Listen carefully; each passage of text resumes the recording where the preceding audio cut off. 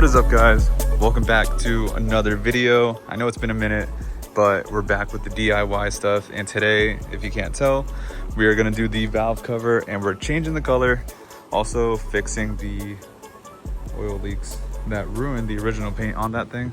So we're switching it up. We got some high temp gold paint that we're going to put on. Hopefully it looks really good. I'm banking on it being like a really nice version of this color. So we got that high temp gloss for the clear coat, high temp primer, just to make sure that it is covered in every way from start to finish.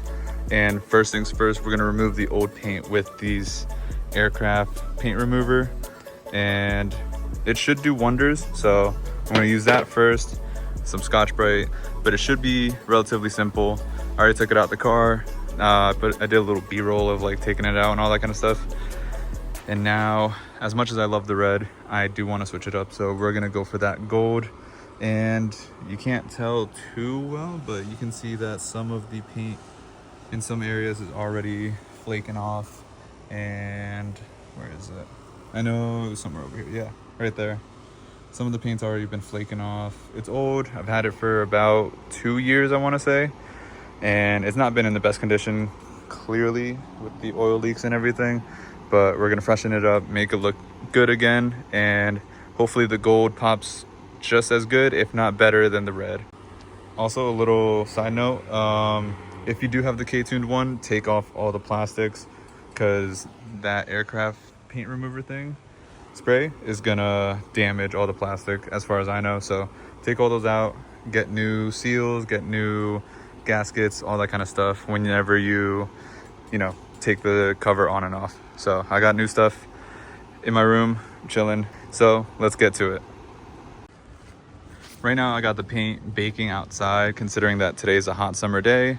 Yeah, it's been that long since I've made another video and actually edited, but it's summer. We're like beginning of July, which is insane. And it's about 80-ish degrees right now. So I have these baking outside so that paint can actually be perfect. Hopefully it sprays correct. I'm gonna have that covered, that way the bugs and everything doesn't get on top of it. But first things first, we're gonna do this. Let's see if I can do this one-handed or not. If I can, that would be sick.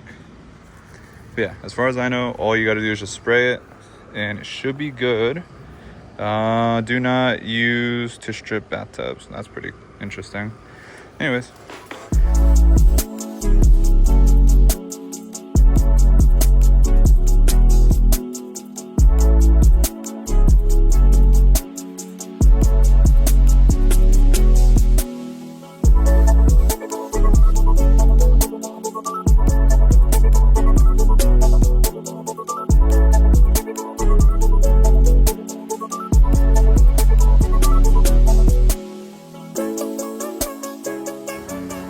And as you can see right here, let's see if it actually shows, it's already going to work, taking off the paint. So let this sit for a little bit. Hold on.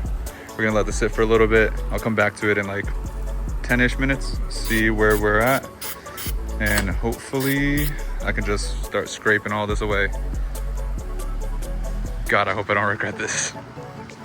And also, just to make sure that I don't get a bunch of debris and stuff landing on top of the valve cover, every time I spray it with anything, I'm going to be covering it up with a box or something, just to make sure it minimizes all the particles and all that kind of stuff. It makes paint look way better.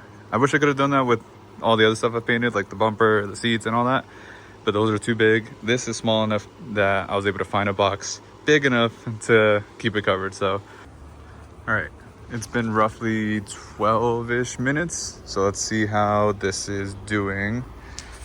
Damn, this is gonna be difficult with one hand. Hold on. Cool. Dude, what the fuck? That looks insane. Dude, ew. Look at that. Oh, that's gonna come out perfectly. Yeah, this is gonna be the way to do it. And this is exactly why you want to have a piece of cardboard or something underneath. That way you catch all the little bits and pieces that come off. But as you can see clearly, I need to do another layer of that paint remover. So I'm gonna throw all that stuff out real quick. We'll get back to it, let it sit for another 15 minutes. I'm gonna let it sit a little bit longer so it actually takes all of it. And hopefully by the time I finish eating, should be ready to go. So I'll do another pass real quick. All right, it's been 45 minutes. It turns out you have to wait that long, not just 10-15 minutes for better results. As you can see, this is what I had left after the second one. And after I read the instructions, I saw that it said to leave it on for longer, so that's what I did. And it looks way better. Looks like you got grand majority all loose and ready to go. So I'm gonna start to clean it up and then wash it down with some soapy water, and then use some alcohol to like clean it up and all that kind of stuff. There are some little spots that are like still not fully taken out, but I can make that work. For the most part though, you can see like all of it is relatively coming off. So let's see if I can get the majority of this out, clean it, and hopefully I can start painting very, very soon.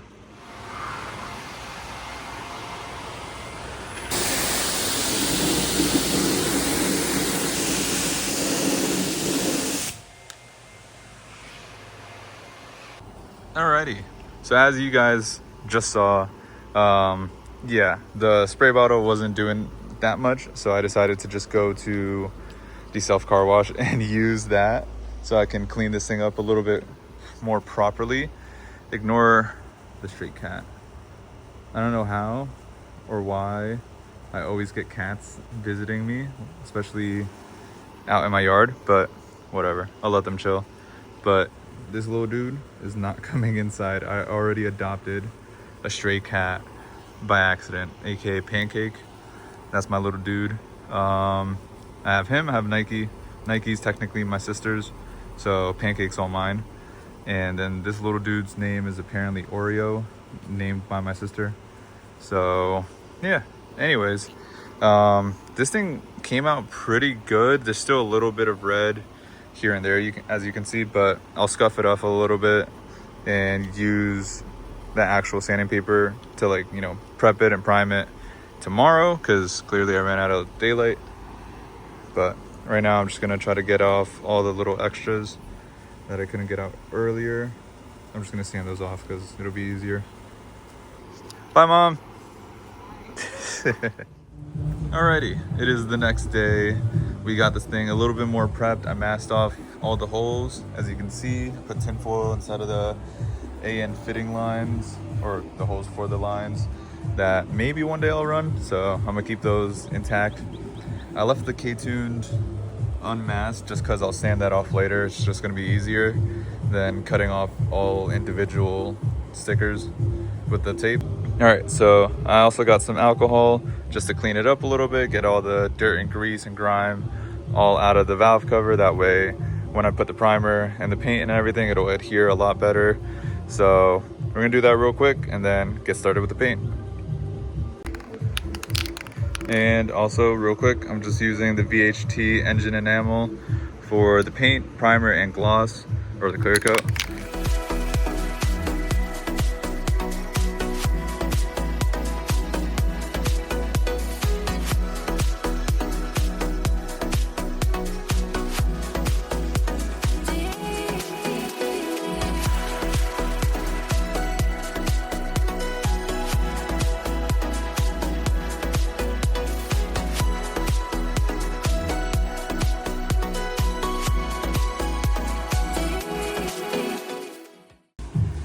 Alrighty, it's looking really good right now, all primed up and everything, so I think it's time to put some paint on it.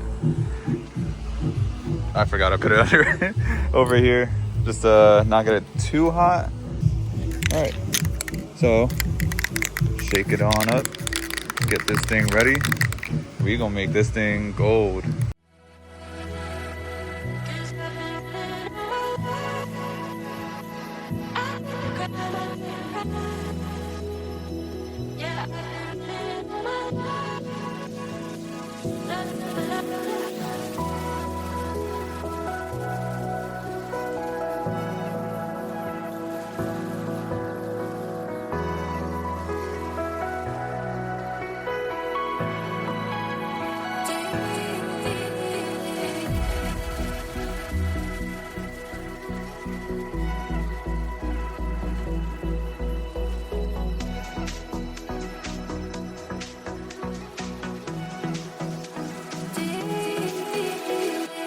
All right, so this thing looks insanely nice. There are a couple spots that are imperfect. I don't know if you can pick it up all that well on the camera, but overall, I think I did a pretty good job. I think I'm gonna definitely, well, obviously, I'm gonna do one more layer just to be on the safe side, but dude, look at that. That actually looks so good. There are a couple spots like the badge that I want to make sure I do like a good layer on, like right there on the E. But other than that, it's looking pretty damn good. I don't know if I have to wet sand this part a little bit because there is a little bit of a run. Can't pick it up all that well, but it's like visible to me. And I kind of know I did a heavy coat right there. So I might fix that before I do the final layer. I don't know if that's a smart idea. Should I? Yeah, I think I should. All right, I'm gonna do that real quick. I'm gonna get a 600 grit, do a quick little pass right there, let the can cool off a little bit because I think it's a little too hot for spraying. So let me do that. That way I can get the final coat looking as good as possible. And then if I can, I want to see if I can scrape off the K-Tune logo and have that in silver because I think that'd be pretty baller. If not, I might just leave it as is. I haven't decided fully yet, but we'll see. We'll be right back. All right, so I have decided that I'm not gonna remove the color for the K-Tune logo just because I don't want to potentially ruin it. I don't have the right blade for it. I know I need probably just like a regular razor blade, maybe even sandpaper, but I don't want to risk it because so far it looks pretty good. And I kind of want to keep it looking good because I don't want to redo this. So I'm just gonna do the clear coat now. I'm gonna do 3 nice coats and this thing should be ready by hopefully tonight to put it back into the engine bay, and then I can drive this thing tomorrow. So I'm gonna start spraying this and we should be good.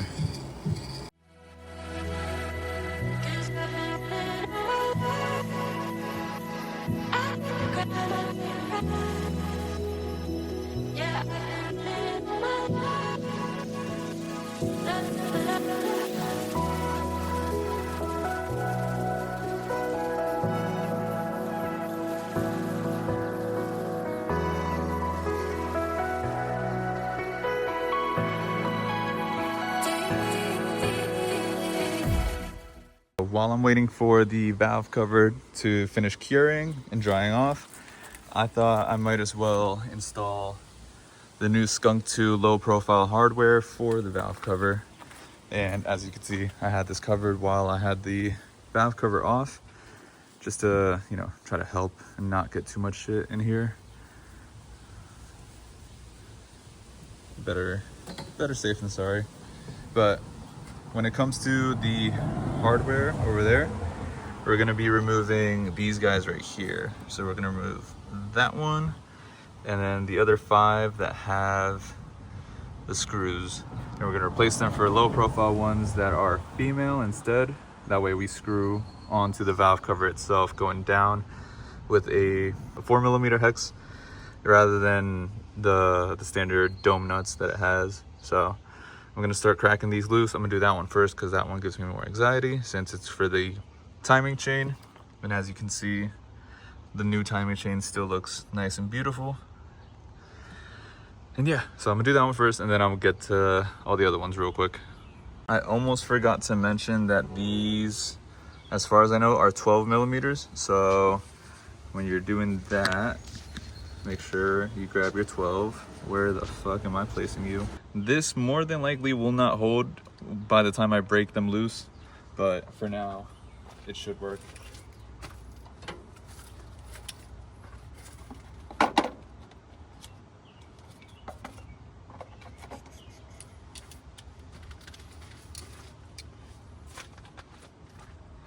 All right, and hopefully you guys have a deep socket when you do this too. Nice. All right, real quick, I just want to show the differences. There's gonna be this one really long one out of the other ones. That's the one that you use for the timing chain on top. I'll be honest, I don't know where the hell this is supposed to go. We'll find out. I don't know where that goes, to be honest, but we're gonna use these real quick. So I'm gonna swap this one right now since this is the one I'm doing, and then you'll see all the other ones.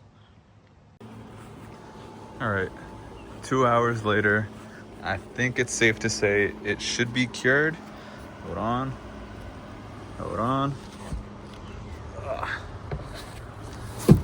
Leave that there. Oh shit, dude. That's looking really good. Yeah, again, safe to say, I'm pretty sure it should be good. It's not perfect. As far as I know, there's some runs here and there, and the middle section still has some of those little bits and pieces that I couldn't get to, but it's whatever. That's gonna get covered up anyways because it's in the middle with the coil packs and everything. But I'm gonna take it on inside, start putting the stuff back together, like the AN covers, and I think that's it. And then swap out the gaskets and bring it down to the car, and it should be good to go. Pancake! This little dude just snuck up on me. Anyways, I'm excited. This is gonna look so good in the engine bay. The only thing is, I gotta clean the engine bay. So I'll do that eventually, but as of now, we're gonna slap this baby on and it's gonna look 10 times better. Back again, trying to finish this up. This is day 3 technically, but I actually had a chance to go to work today. I got my torque wrench, so I'm gonna torque these down and make sure that they're actually good. And I also got the RTV in the car, so I can actually do those little creases and make sure that this thing sits nice and doesn't leak oil. And I would rather spend another day, do it right, than mess it all up in the first day. So right now we're gonna get to torquing and then sealing it up.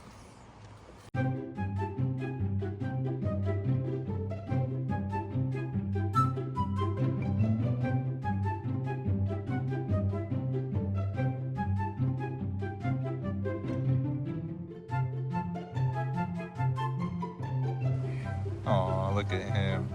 All right, there's a cat segment in this video now. You're welcome.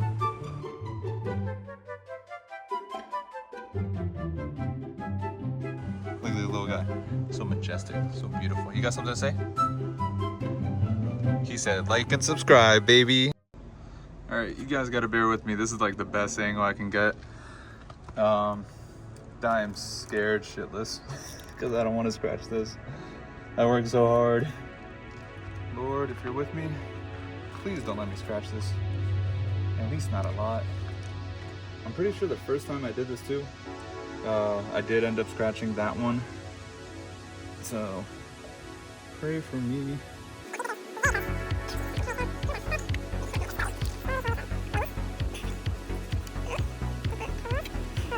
This is like a fucking mission. The question is, can I succeed?